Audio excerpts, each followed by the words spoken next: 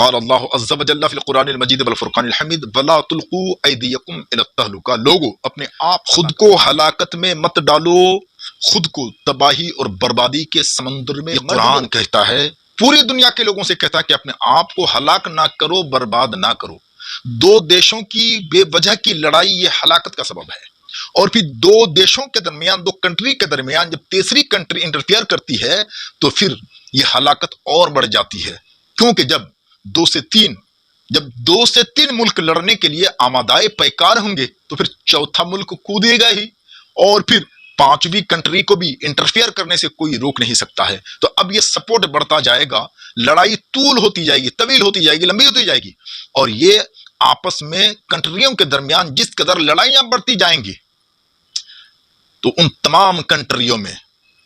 سامانوں کی قیمتیں بڑھتی جائیں گی، کیونکہ ہر ملک کسی نہ کسی طور پر دوسرے ملک کو سپورٹ کرتا ہے۔ مان لو کہ انڈیا کا سامان عرب جاتا ہے، عرب کا تیل انڈیا میں آتا ہے، ایران تیل انڈیا کو سپلائی کرتا ہے، اور انڈیا والے کوئی دوسری چیز سپلائی کرتے ہیں۔ اسی طرح ہر ملک قریب ایک دوسرے کو سپلائی کرتے ہیں اپنا سامان جو اس ملک میں پیدا نہیں ہوتا۔ ظاہر بات ہے کہ جب لڑائیاں ہوں گی تو اخراجات کہاں پہ خرچ کیے جائیں گے؟ میزائل میں، بم پستول میں، فوجیوں میں۔ تو لڑائیوں کی ضرورتوں میں جب ملک کا پیسہ اور ملک کی قیمت جب خرچ کی جائیں گی تو ظاہر بات ہے کہ وہاں سے آنا جانا بند ہو جائے گا۔ بھارت سے جو سامان جاتا تھا بریک لگ جائے گا، دوسرے ممالک سے جو سامان بھارت میں آتے تھے اس پر بندش لگ جائے گی۔ تو ظاہر بات ہے کہ جب چیزوں کی کمی ہو جائے گی، قلت ہو جائے گی، تو دام بڑھے گا، قیمت تو بڑھے گی نا۔ اور جب قیمت بڑھے گی تو جو لوگ متمول ہے، مالدار لوگ ہیں جو لوگ،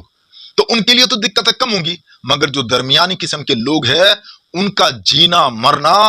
دونوں برابر ہو جائیں گے، وہ مر کے بھی مر نہیں سکیں گے اور جی کے جی نہیں سکیں گے۔ میرے بھائیوں، پوری دنیا کے لوگوں، یہ لڑائی اچھی چیز نہیں ہے۔ جس قدر بھی ہو، آپ جس ریلیجن سے بھی کنیکٹڈ ہو، آپ جس مذہب کے پیروکار ہو، جس دین کے آپ فالو کرنے والے ہو، آپ اپنے دین میں رہ کر کے انسانیت کو بجا رکھو، انسانیت کی بحالی کرو۔ اس سے کیا ہے؟ ملک آگے بڑھتا ہے، کنٹری آگے بڑھتی ہے، ترقیاں بڑھتی ہیں، ہر اعتبار سے ملک مضبوط ہوتا چلا جاتا ہے۔ دنیا کے اندر کم و بیش چمی گوئیاں، کم و بیش کچھ نہ کچھ تو میں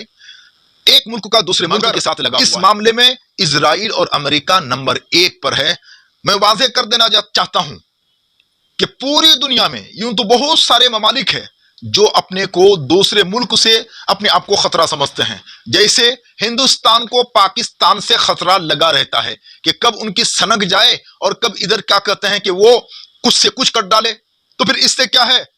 ہمارے ملک کو تو نقصان ہوگا ہی، اور وہ ملک تو مکمل تباہ اور برباد ہو جائے گا۔ اسی طرح ایک کنٹری کو دوسرے کنٹری کے ساتھ لگا ہوا، ایک ملک دوسرے ملک کے پیچھے پڑا ہوا ہے، لیکن پوری دنیا میں سب سے زیادہ ہلاکت خیز، سب سے زیادہ ڈینجر اور سب سے زیادہ خطرناک پوری دنیا کی کنٹریوں کے لیے،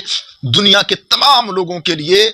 مالی ترقی اور ہر اعتبار سے ترقیوں کے لیے، جان و مال، عزت و آبرو کی ہلاکت کے لیے سب سے زیادہ خطرناک امریکہ اور پھر یہودی اسرائیل ہے۔ یہ دونوں ملک پوری دنیا کے لیے سب سے زیادہ خطرناک ہے۔ امریکہ کا کیا آپ نے اس ویڈیو میں ملاحظہ آپ نے کیا ہوگا کہ دونوں کے درمیان دوستی ایک عجوبہ نہیں ہے؟ بلی اور چوہے کی دوستی سے کس کو تعجب نہیں ہوگا؟ شیر اور بکری کی دوستی سے کس کو عجب نہیں ہوگا؟ ٹھیک اسی طرح وہ عیسائی اور وہ کرسچن جو جیوس کو دنیا کے نقشے سے ہی مٹا دینا چاہتے تھے، آج وہ عیسائی ان یہودیوں کے ساتھ پوری دنیا میں سب سے زیادہ دوستی کا ہاتھ بڑھائے ہوئے ہیں، اور اگر ان پر ان کی سمجھ کے مطابق اگر کوئی اٹیک کرتا ہے تو یہ جوابی حملہ کرتا ہے، اگر اس پر کوئی مصیبت آن پڑتی ہے تو دوسرا اس کو سپورٹ کرتا ہے۔ یہ چوہا بلی کی دوستی عجب دوستی ہے، مگر یاد رہے، آپ تاریخ پڑھیں، آپ تاریخ کو سمجھنے کی کوشش کریں، ہزاروں سال پہلے آپ جائیں گے تو آپ کو سمجھ میں آئے گا کہ یہ قوم کس قدر بدتمیز قوم ہے۔ یہی وہ قوم ہے کہ آسمان سے ان کے لیے منسلوا اترتا تھا کھانے کے لیے، مگر اس بدتمیز قوم نے اپنے رب کی ایک نہ مانی، اور پھر جس سے منع کیا تھا کہ تم جمع مت کرو، اگلے دن کے لیے ہم تم کو دے دیں گے، مگر انہوں نے جمع کیا اور برباد کیا۔ تو یہ یہودی اور یہ عیسائی پوری دنیا کے لیے ناسور ہے، خطرناک ہے۔ اس لیے اسرائیل اور امریکہ کو سمجھ کر اپنے کو ان سے بچانے کی تیاری کرنی چاہیے، کیونکہ وہ کس صورت میں آپ پر اٹیک کرے گا کہنا مشکل ہے۔ ہاں وقتی طور پر ظاہری صورت میں آپ کا وہ دوست بن سکتا ہے، آپ کی حمایت میں کھڑا ہو سکتا ہے، مگر بغیر مطلب کے نہیں، کوئی نہ کوئی کارن ہوگا، کوئی نہ کوئی وجہ ہوگی۔ پیارے دیش زعمتم انکم اولیاء للہ فتمنوا الموت ان کنتم صادقین، اگر تم ہی اللہ کے سب سے قریبی دوست ہو اور تم ہی گاڈ کے تم ہی سب سے قریبی ہو اور تم ہی جنت جانے کے مستحق ہو اور دنیا میں تمہارے سامنے کسی کی کوئی حیثیت و وقار نہیں ہے، تو اللہ فرماتا ہے آپ کہہ دو کہ تم موت کی تمنا کرو تاکہ مرو جلدی سے اور چلے جاؤ اللہ کی جنت میں، مگر میرا رب آگے فرماتا ہے نہیں وَلَن يَتَمَنَّوْنَهُ ابدا، اور یہ موت کی تمنا کبھی بھی نہیں کریں گے، کیونکہ یہ جو بھی بولتے ہیں ان کا صرف بول ہی بڑا ہوتا ہے، اندر سے اس کا کوئی لینا دینا نہیں ہوتا ہے۔ تو میں یہ عرض کر رہا تھا کہ پوری دنیا میں سب سے بڑا ناسور، سب سے بڑا ڈینجر، سب سے بڑا کینسر اگر پوری دنیا کی سالمیت اور امن و امان کے لیے اگر کوئی ہے تو ایک نمبر پر یہودی اور دوسرے نمبر پر عیسائی امریکی ہے۔ یوں تو کہنے کے لیے یہودی ہے مگر حقیقت میں یہ امریکہ، چونکہ وہ سب کے پیچھے ہے، ان کو تجارت بڑھانی ہے، پوری دنیا میں راج کرنا ہے اور اپنا تجارتی سامان بیچنا ہے، خاص کر کے لڑائی کے ہتھیار ان کو سپلائی کرنے ہیں، بھاری داموں میں بیچنا ہے، اور اس خرید و فروخت کی حماقت کے لیے سب سے زرخیز زمین امریکہ کے لیے اگر کوئی ہے تو وہ یہودیوں کی بنام یہودیوں کی زمین اسرائیل ہے، کیونکہ یہ بیوقوف بھی ہے، یہ قوم ڈرپوک بھی ہے، نیڈر بھی ہے، خوف زدہ بھی ہے، کیونکہ اگر یہ خوف زدہ ڈرپوک قوم نہ ہوتی تو نہتے فلسطینیوں کو نہ مارتے، اور ایجوکیشنل جگہوں پر، اسپتالوں پر، اسکولوں پر، کالجوں پر، پڑھائی کے استھانوں پر یہ